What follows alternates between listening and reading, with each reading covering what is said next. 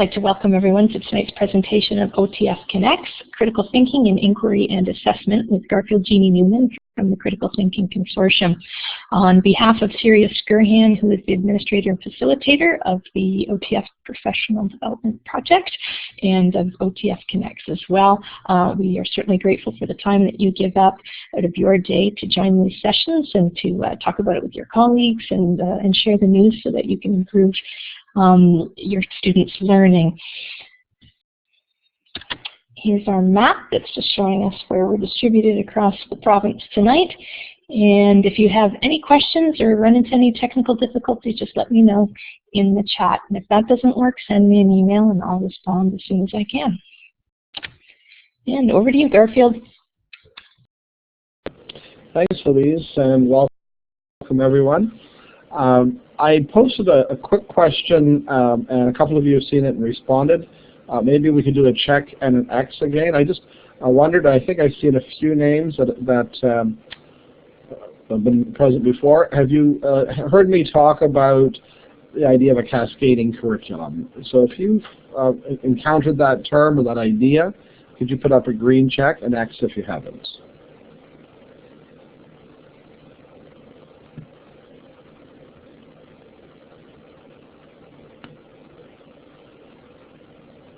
And Judy and Karen, can you let me know just in the chat, was that at the OTF session or was it in another venue or context that you came across that? Thanks. So just to give a bit of context for this evening, I'm going to pose a few questions and feel free. Oh, Karen, could you tell me which school is yours? Sorry, I'm just watching the chat window. So I have a few questions or a conversation I'd like to have to kind of frame this evening, and I'll just try and keep an eye on the chat. Oh, great. Thanks, Karen. Here's the first thing I wanted to ask, because one of the things I find is assessment's one of these ongoing hot button issues, seems to create lots of angst for people. I think it's and parents, and it's just one of these ongoing issues that we grapple with. So here's the question I'd like to ask you: what does, or perhaps I should ask should, an A mean? So when we assign a mark, by the way, whether it's I put it in quotes there. Whether we're talking about an A or a level 4 or whatever designation you want to give it, what should that mean? If a student earns an A in a course or an assignment, what should that mean? Okay. Throw up some more comments, and I'm going to push you to try to unpack this a little further. What should the expectation be? Now, I know you might be saying that it's in the curriculum, but I'll unpack my question for that in a moment. Okay, above expectations, okay. Consistently and richly, thank you.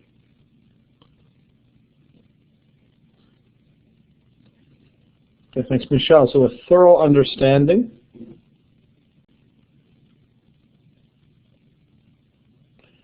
Wendy, thank you. They connect us to the world.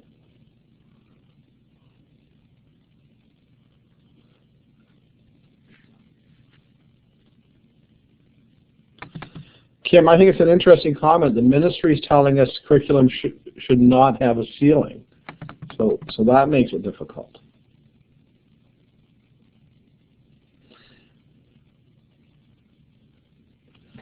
So you'll see as the evening unfolds a bit, and I'm glad many of these meeting expectations, as in the rubric, looking at success criteria.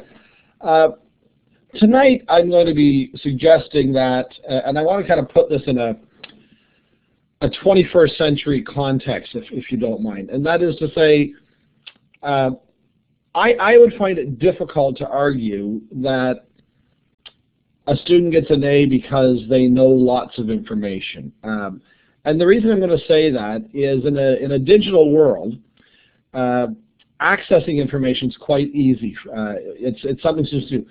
my interest, my greater interest, is what students are doing with the information they access. And so I might pause and look sometimes at certain types of assessments or standardized assessments in various states and provinces. And if they're largely based on recall, what students know, I would have to wonder if that's really the goal of education in a 21st century context. So when I think about that students can ask Siri on their phone if they need to get some facts. They can Google information. So it would seem to me that in the 21st century context, so I'm going to venture in my thoughts that an A in the 21st century classroom, to me, needs to have something to do with the depth of understanding that they show, that they have a conceptual understanding, that they can use that understanding to solve meaningful problems, that they can make connections with it. So some you say that. So I want to suggest to you that, for me, an A is going to have more to do with the quality of the thinking that students are doing than the information that they can recall. And I want to yes, questioning the information, seeing if they can select relevant and important. In fact, I'd even suggest to you that we need to be careful in Ontario when we use knowledge and understanding. I find often we focus on the knowledge part of knowledge and understanding, and we use that often to assess students' knowledge of information or recall. But I want you to know understanding is very different than knowledge. It's a much deeper concept. Do students understand the concepts we're teaching? Not only that, but can they select relevant and important information in doing the task that they're asked to? So knowledge isn't simply recalling it, but going deeper. We'll come back to that. But as we talk this evening about assessing for thinking, I want us to be thinking about what is it I want to measure in my students, and what should it mean to achieve excellence in our tasks and so on. And the second piece I want to just suggest, because this will frame much of what I'm talking about this evening, I think one of the shifts that I would like to see happen in education is a move from looking for what I'll call right answers to sound answers. So I think this is one thing that I'm much more interested, and I find, and I hear this a lot of times when I'm in schools, that students are often looking for the right, do I have the right answer? Is this the right answer? And I think this is something we need to work hard to try to move students away from. That what's more interesting is the soundness of an answer, and what's more useful is how sound is the answer rather than do I have the right answer.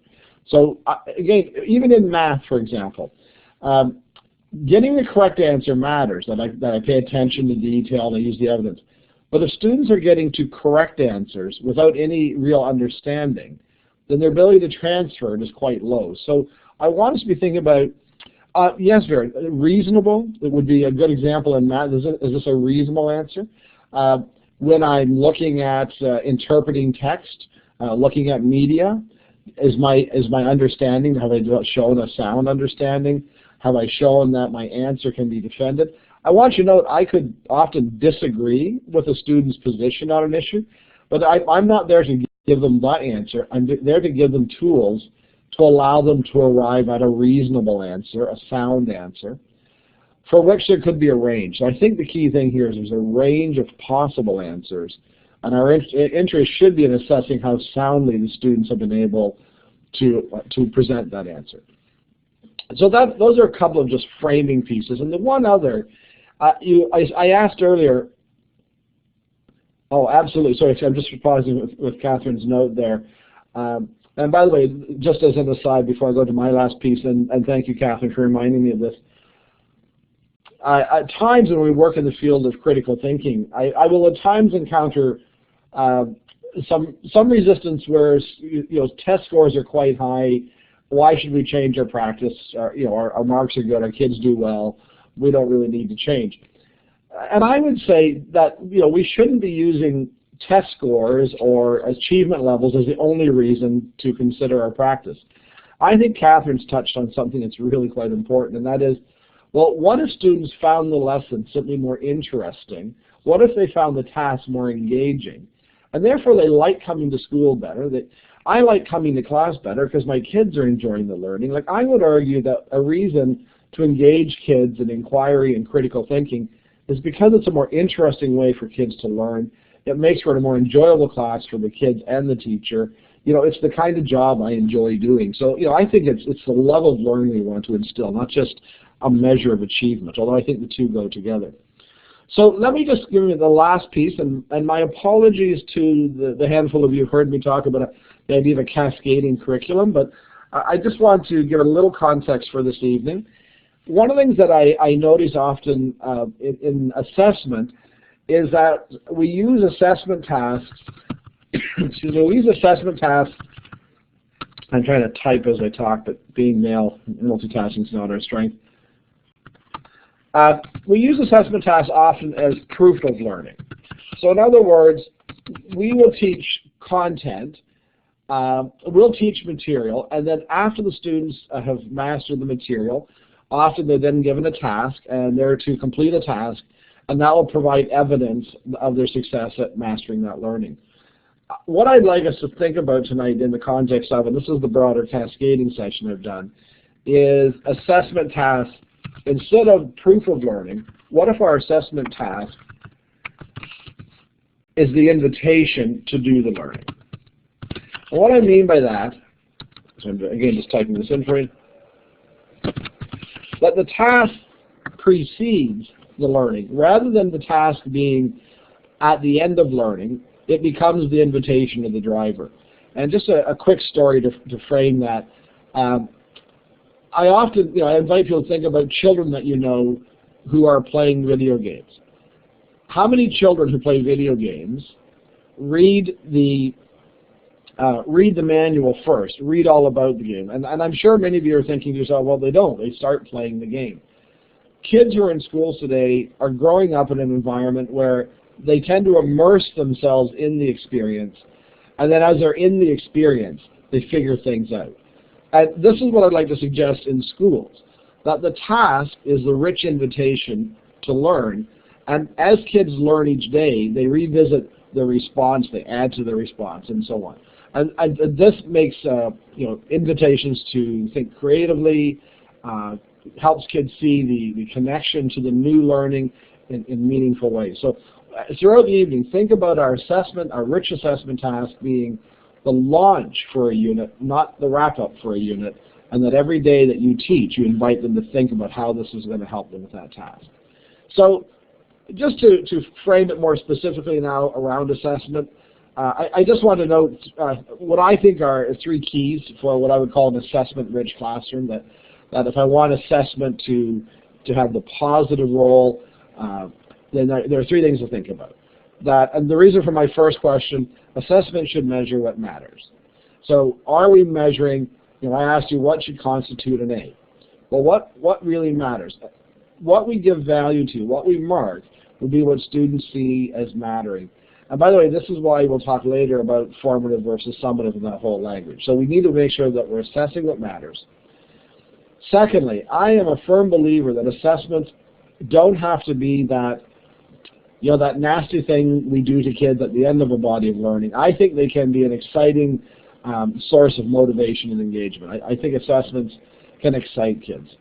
And thirdly, assessment should always nurture growth. They should be a way for students to reflect on and extend their learning and build on. So I was going to share with you what I see as, when I look over the course of my career, where I think there's been a tremendous leap forward. That over the last 10 or 15 years, these are areas that I think we've made tremendous strides. I think we've deepened our understanding of the multiple uses of assessment.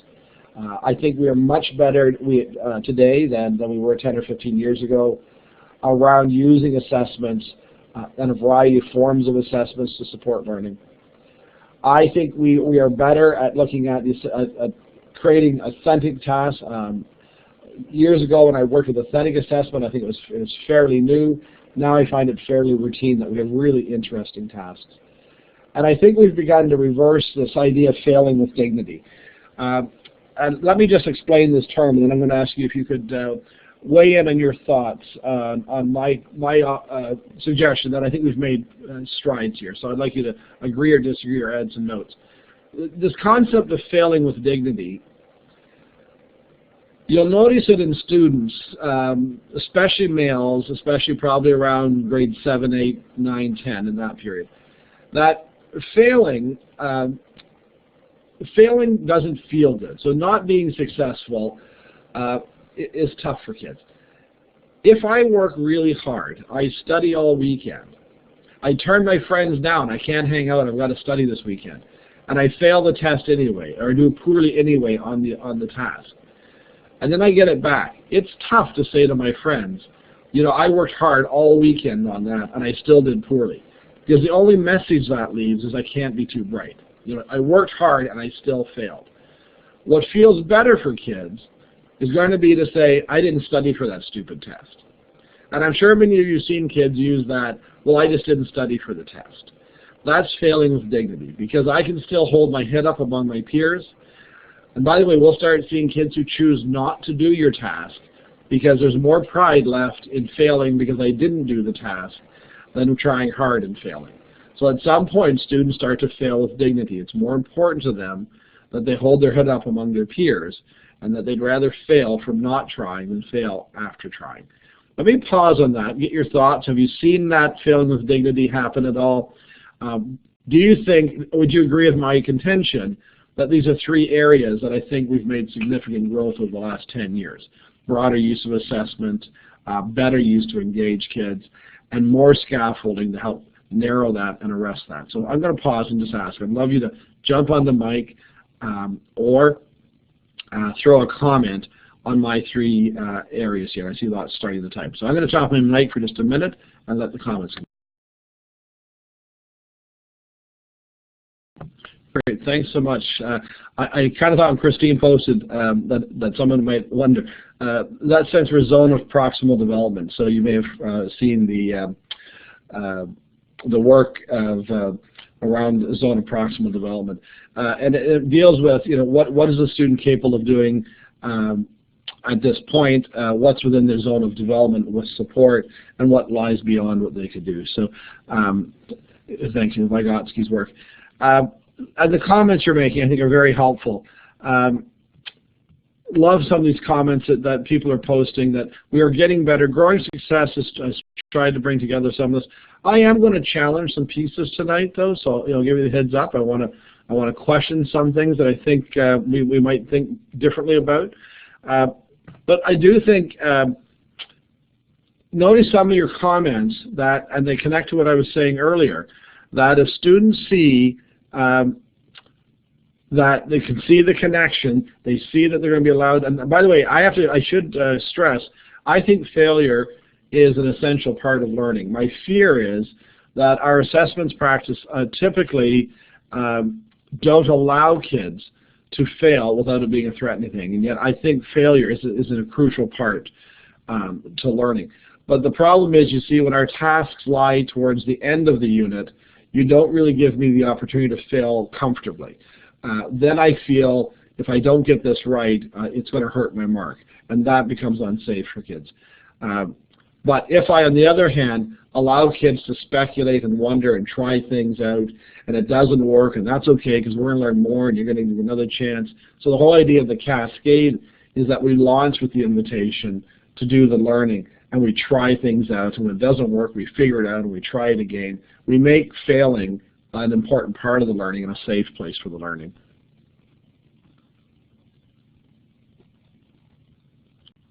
Great. All right, I'm going to move along. I want to suggest where we go next. So we've got areas in which I think we've made some great progress. I want to suggest a few changes, and as I said, some things might challenge convention. One of the things I think that we have to work on, understanding assessment is a journey, not a series of events, but a journey kids are on throughout the year. So we want to be careful not to get caught in what I call the formative versus summative assessment trap. I'll come back to that in a moment. We need to understand that everything students say, write, and do gives us evidence of learning. That's going to fit with my earlier comment above. That accepting the challenge, we need to think about how assessments are being used rather than seeing them as formative or summative. We need to think more deeply about our learning targets and what we want to assess.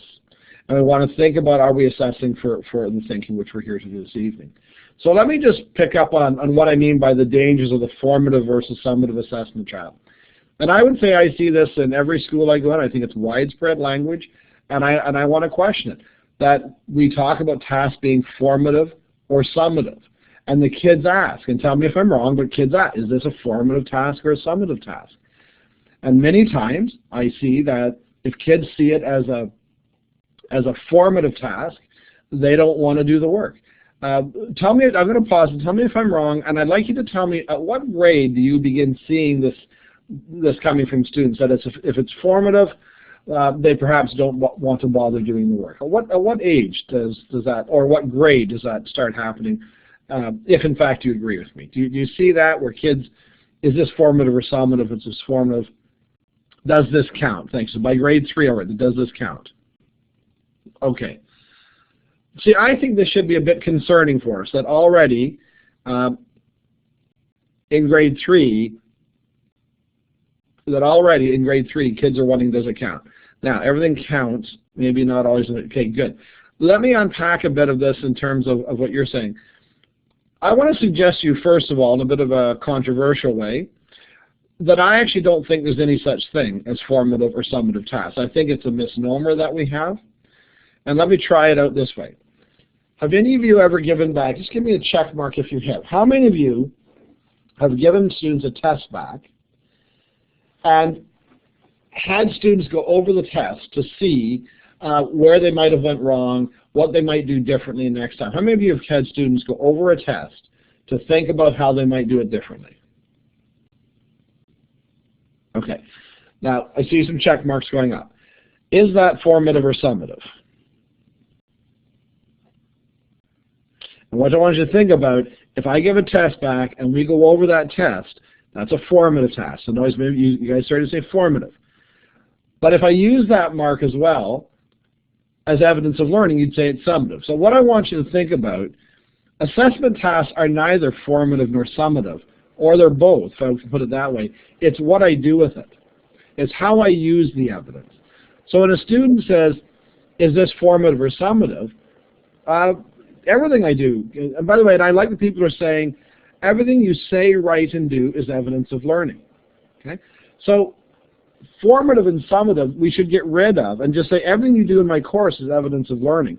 Because when kids see it as doesn't count, notice what they're doing is saying you're not putting value on it, so I'm not going to do it. It's all learning, it all counts. It will inform my professional judgment. And so I'd like us to consider saying, look, there are no formative and summative assessments. There's evidence of learning. And you provide that evidence in lots of ways. So just one thing to think about there. Here are the things we're going to think about. Because I think Vera had asked, but how do I do this in my teaching? So I would suggest that there are 5 things we want to be thinking about in our assessment planning.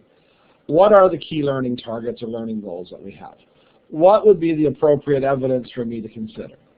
How will I get them there? And I put through a cascading curriculum to this design that has them thinking about that rich task. What will be the ongoing evidence? And how would I use that evidence to determine the level of achievement or my next steps? And there's a few pieces as we just dig into this. Okay. I'm just going to jump by that piece. Let's talk for a moment about learning targets. And I put this one up because I find sometimes there's confusion between an assessment target and assessment method. So I'm going to give you a quick example, and what I'd like you to do is to tell me, I'm going to type in an example, and you're just going to quickly type in back, is this a method or a target? Okay. So students write a report.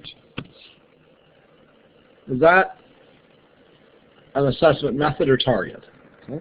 Students will write a test. Is that a method or a target? Okay. A few lots of you saying method, some say method and target. Joanna, could you explain why you think it's a method and a target?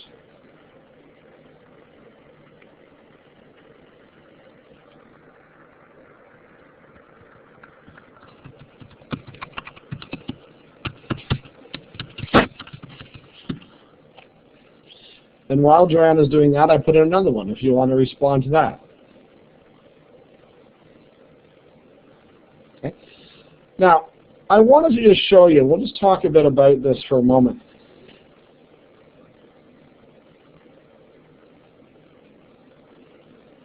Great. Okay, thank you, Joanna. I want to come back to those comments in just a sec. Wendy, good point. I haven't really put in targets.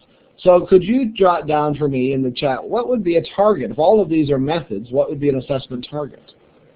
Anyone have any thoughts on that? What would be my assessment target?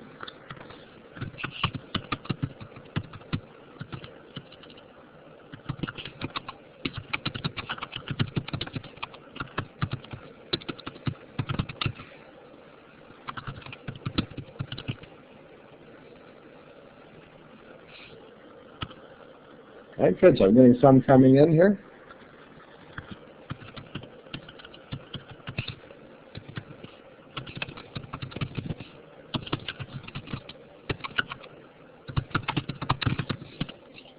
So notice the difference. I want to just tell you a couple of quick stories to illustrate my point. I find a lot of people outside of education have a misunderstanding of assessment targets and methods. So, for example, I had the RCMP musical ride came to York Region when I was a consultant there a number of years ago. And they wanted to, I was asked to be the education rep on the RCMP musical ride. So I showed up at the mayor's office in Richmond Hill, and the RCMP were there and the town planners and so on, and I was the education rep. And they said, as part of this experience, we want to have students participate in the primary grades in a coloring contest, and in grades 4 to 8 in an essay writing contest on say nay to drugs. Okay, so it was their say nay to drugs, and they were to write an essay on it. And I said to them, well, you know, I hate to break it to you, but most grade 4s are not prolific essay writers. I doubt they're jumping with excitement about the opportunity to write an essay on say nay to drugs. So I suggested to them that they consider allowing kids to create a poster, design a flyer, create a skit, write an essay if they wanted. I made about 5 suggestions. Said, what about opening that up and letting kids do a variety of things? And they said, yeah, but it's a contest, and our judges need to be able to judge them, so they need to be on the same thing. And I said, well, I could write you a rubric that would allow us to assess the exact same targets in a variety of formats. I can give you one rubric your judges to use, and they could judge a variety of ways of demonstrating their learning. So they said, well, okay, we have to call Ottawa and get permission. So a couple of weeks later, Ottawa gave permission. What I wanted to show you there is that they were confusing method and target. That they were making the writing the essay, okay, the learning target, when it was really the method. The next story I'll quickly tell you happened, true story. I had the Concrete Association call me, and they said, we have a fair bit of money, and we want to promote concrete. Just make sure you understand what I'm saying here, because I'm serious about this. We want to promote concrete as an environmentally friendly building product. So we want to have an essay writing contest. And I kind of laughed at them, and I said, seriously, you want kids to write an essay about cement? Like, what are they going to write? How I watched cement dry last summer? I said, you're the Cement Association or Concrete Association. Why aren't we having kids, you know, digitize images, like engage them in a project and let them digitize their project and upload it and get them solving interesting problems and so on? And they said, oh, okay, we could do that. And so I got to hire some teachers, and we created this project. No, though, it's the same problem with the RCMP. Let's have an essay writing contest. It seems like so many times when organizations outside of school want kids to have a contest, they make it an essay contest. Exactly, it's what they know. And yet there are so many rich ways. But what I think they're missing is, but what's your purpose? What target do you have? By the way, for the RCMP, I did ask them, do you want to know if kids are good essay writers? Because if you do, we should definitely have an essay contest. They said no. I said, well, what do you want to know? We want to know if kids understand our contests. They want to know if they understand our program, say, No to Drugs, and we want to know if they can communicate effectively to other people. And so, well, then I can show you 4 different methods for that. I like the fact that some of you are saying at times they can be both. I want you to know, I don't know a biology program in North America that you won't write multiple choice first year university. Okay.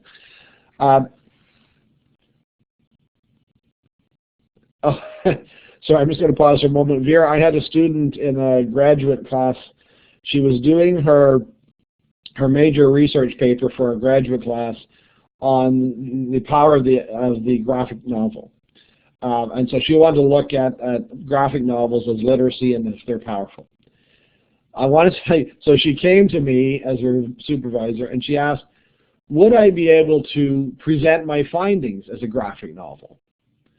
I have to tell you, the university had great trouble, even though, yes, we had to tell her she had to write an essay. So even though we approved, wow, what a good topic to look at the use of graphic novels in school and how powerful they are, when it came time for her to show her learning, the university struggled and said, well, if you want to do a PhD, they won't want to see a graphic novel.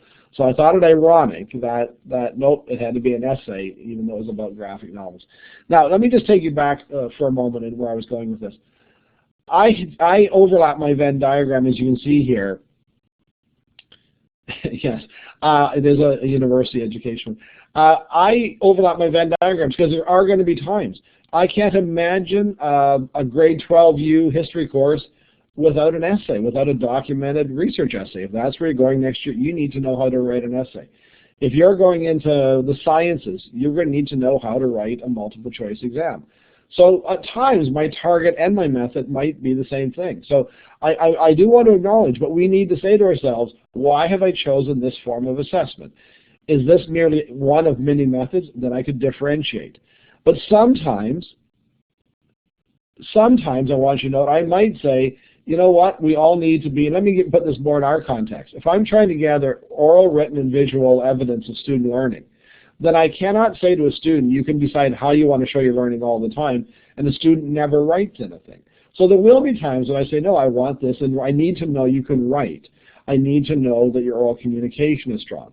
So at some point in my program, I may say to students, the target is oral communication. The target is writing in a particular style. And so my target and my method may overlap. So I just want to raise that as we move along.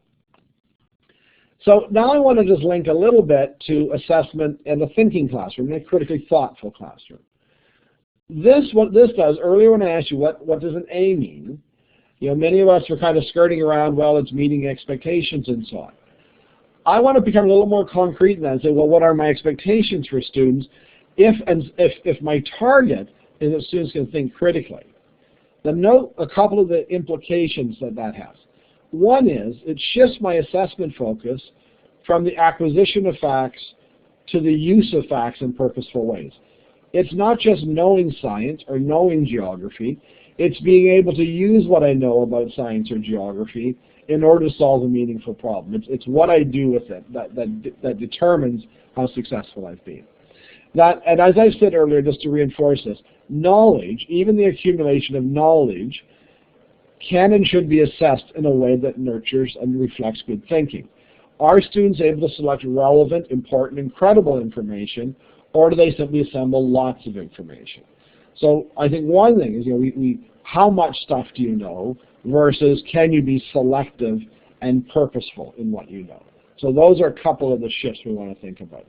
So just to align something we think about this, take a look at the left, my list A and my list B, and just jot down a couple of things you notice about the tasks that are put in list A and how they differ from B. And I'll just turn off my mic for a moment, let you read through it, and then, wait, Catherine's quick. All right, quality versus quantity.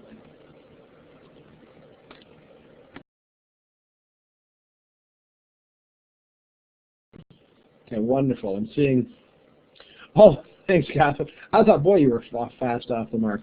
I like what I'm seeing here. So you're noticing a difference between being able to apply it, make connections, be reflective, So going deeper versus knowing about.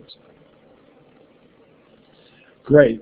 Jocelyn, good point. List A, I don't know if there's a verb for this, it's Googleable or something like that, whereas this B, I have to make decisions. So, by the way, note what you might want to take note of. Note the tweaks. What pet would I like to have? I can say any pet I want. What would best meet the needs? I have to make a judgment. One's more of a preference. I like this. The other, I have to explain why this would better meet the needs. One is identify concerns. The other is develop a solution that would address the concerns. Instead of simply identifying 10 events, I have to rank order the events. So these are just examples of different ways that I tweak questions so that they invite students to think about and demonstrate the ability to think. Some of you have seen this in other presentations. I want to just show you this as a way to help you do, whereas this B, I like that, Michelle, has sound answers, not one right answer. These are a list of, and some of you have seen me use this. I had a school contact me probably a year ago now, and they asked me if I could try to link all the verbs that the ministry sent out a couple of years ago, or a number of years ago, I suppose, around the achievement chart, and could I connect the verbs to the 6 ways that we use in the Critical Thinking Consortium to frame critical thinking questions. So if you're not familiar with our work in critical thinking, these are 6 ways that you can see around the outer rim of the circle that if I want to engage kids in critical thinking, I invite them to critique something. So I might say, how effective is this leader, or a movie review or a restaurant review would be a critique the piece. Or I might judge the better or best. When we judge the better or best, we are comparing which of these leaders was most effective. Which movie should win the award, so we compare. So critique, we apply criteria to an individual. Judge the better or best, we compare 2 or more. Sometimes we rework. We ask students, if we change a variable, how would you rework this in a different way? Sometimes we ask kids to decode. Given the clues, what would be a reasonable answer? How could you respond to that considering the clues? Sometimes we ask kids to design, create a poster, write a persuasive paragraph, write up your lab report. And lastly, sometimes we ask kids to perform something, musically, dramatically, doing a presentation. I started when the school asked me to look at the verbs that were given out by the ministry, and could I attach them to these 6 ways. I started doing it for a while, and then I stopped, and I realized I was caught in Bloom's taxonomy, which wasn't being helpful.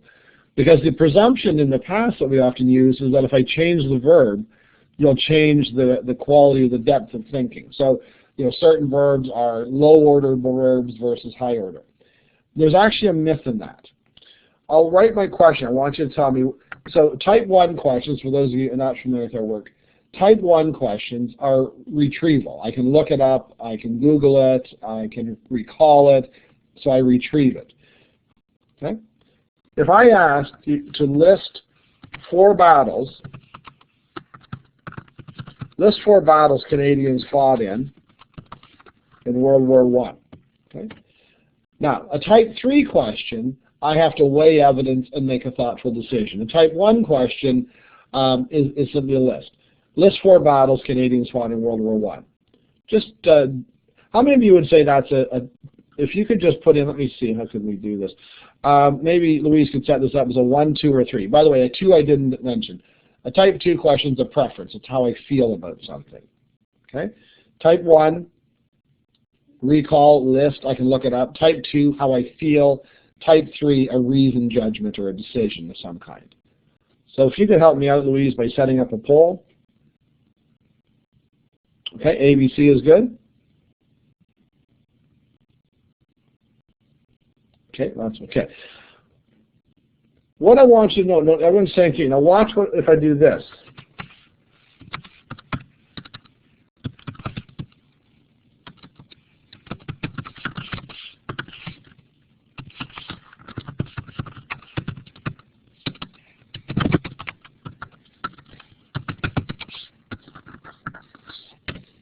Now what's that?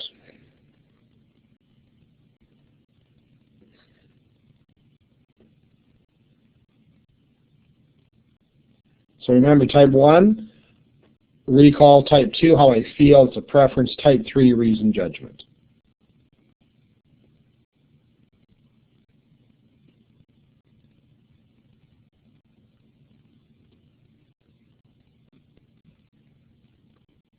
Okay, Wendy, interesting note that you made.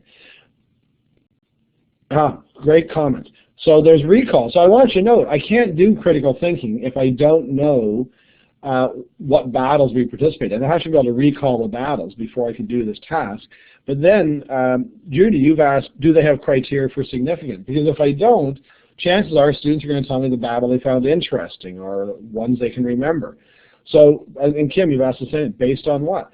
So if I build a set of criteria, a significant battle, here's my criteria for a significant battle. Here's 10 battles Canadians fought in. Which 4? Pick 4 that were significant. We'd have a type 3. But what I want you to know that's more important for this slide, I didn't change the verb. The verb has remained the same, it's list. But because I've added a qualifier to my question or to my task, it moved it over to being a judgment question where, oh, you want a significant battle, not just the first 4 I came up with. So what I want you to note in my slide, I just started to assemble qualifiers that we could add to questions that if I wanted students to critique or judge a person, an event, or something, I might ask, notice significance in my list. Would this be, did the character act in a sensible way? Was this person heroic? Is that a sound answer? Is this a sustainable way to behave? All of those require a judgment. It's adding the qualifier that helps move my question from a recall or a look it up to a judgment. Okay? Can it be a significant battle? So, Jesse, a great question. Can it be a significant battle to the student if they can prove it? I need to unpack with you what does it mean to prove it.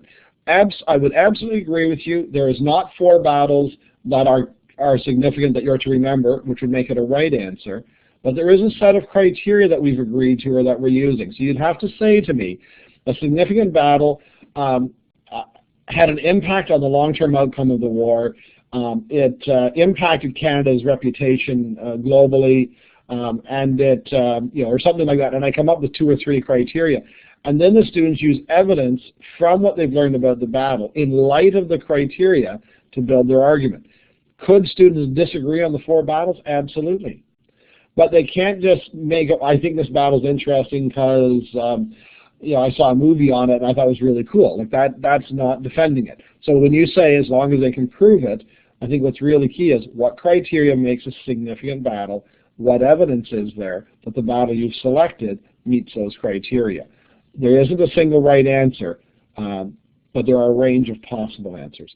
What I want you to see is just, and I'm hoping this is helpful a little bit, if we drop in a qualifier like this, and there are many more, but if I drop in a qualifier, I move the task from being a look it up or a recall to becoming one that requires judgment.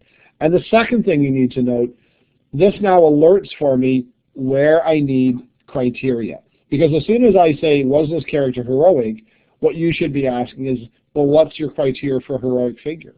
If I say, was this a powerful movie? What's your criteria for a powerful movie? So this helps me identify what criteria I would need to help students frame the answer. So I hope that's helpful. It's a way that we can quickly tweak questions to deepen the thinking with students.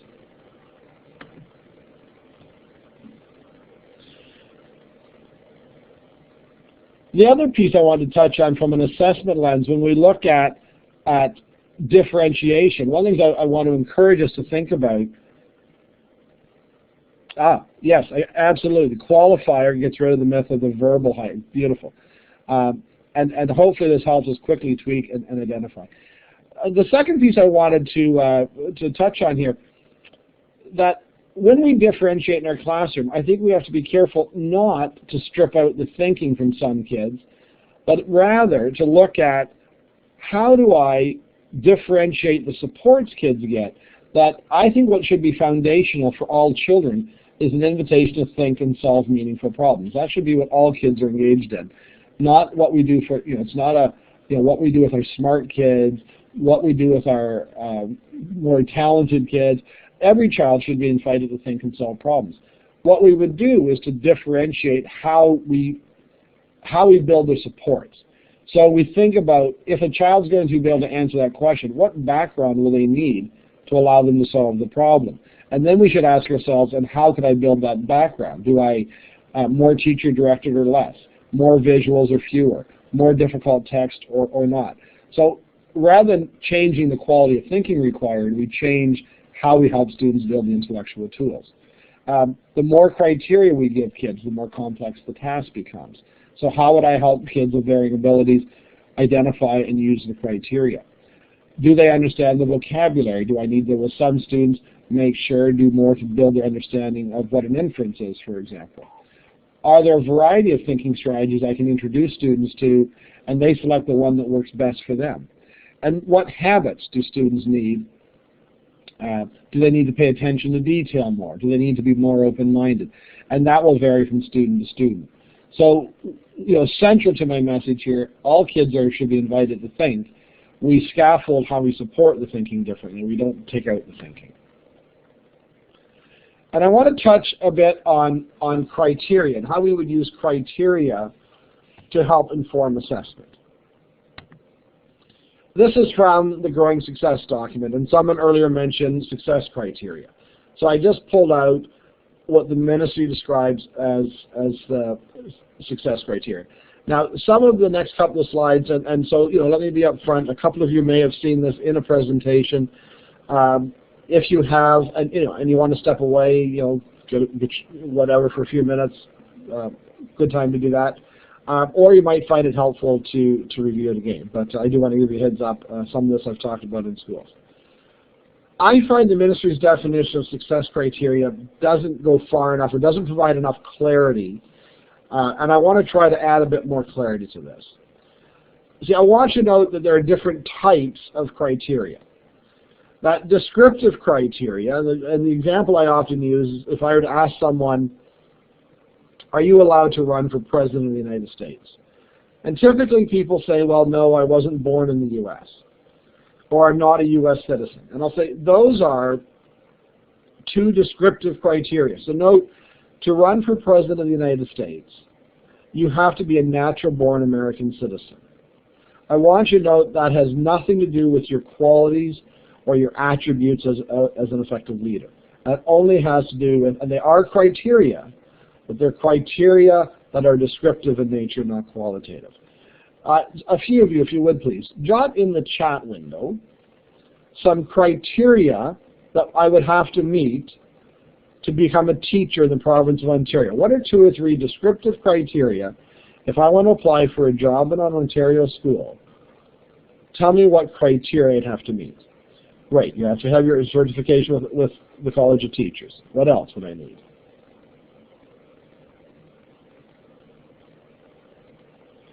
Okay, Jessica, I actually don't have to have strong communication skills to apply.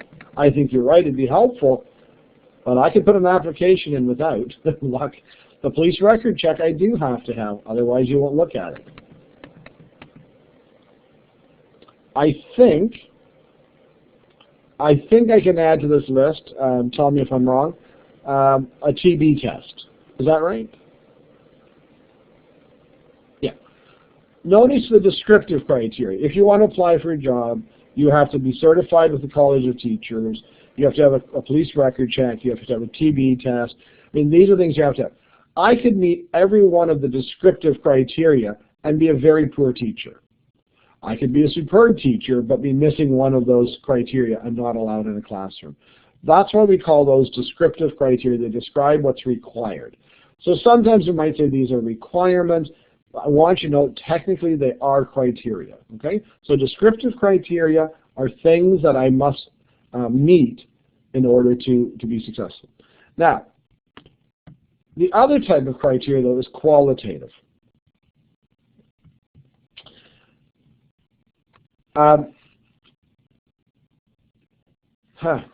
So, Jessica, I want to, okay. See, I would agree that, does it make sense? It makes sense, but technically a criteria can be a descriptive piece. That So there are really two types of criteria. And what your board is saying, and let me push us a little further in a moment. If we're getting consistently right, that's good.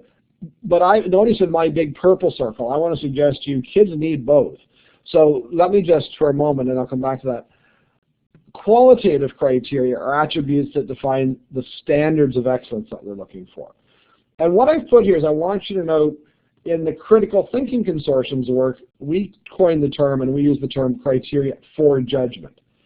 If I said, what makes an excellent teacher?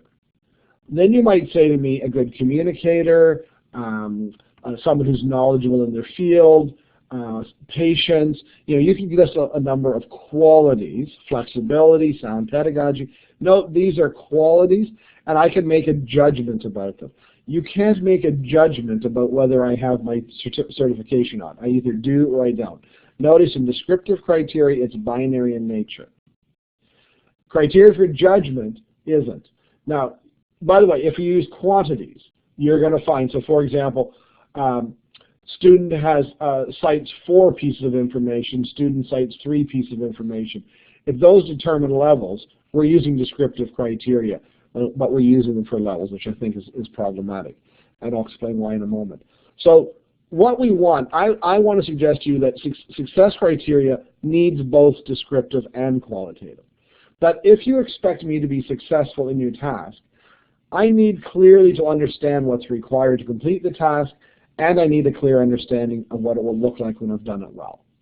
So let me just move this forward a little bit. I've just pulled a sample list of success criteria given out to a primary class. I want you to look that over and tell me how many of those you would classify as descriptive and how many would you classify. By the way, it's blue and green are the same. They're just 2 different colors of the same form.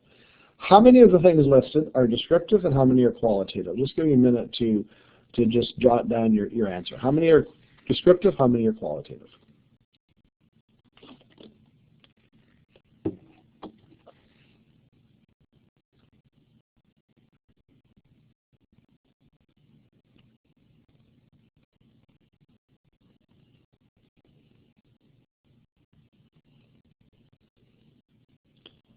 Okay, so all of you are seeing that there's a mix. By the way, I want you to note, well-educated adults looking at the same thing, and I'm getting a range of answers, from all being descriptive to Vera, descriptive, qualitative, descriptive, qualitative, to Michelle, 3 and 3. So if we can't agree, okay, why would we assume that a primary student, exactly, Judy, can you imagine a primary student? By the way, primary students aren't even asking, is this descriptive or qualitative? They're seeing this as a checklist. I have the date, yep. I have a title, yep.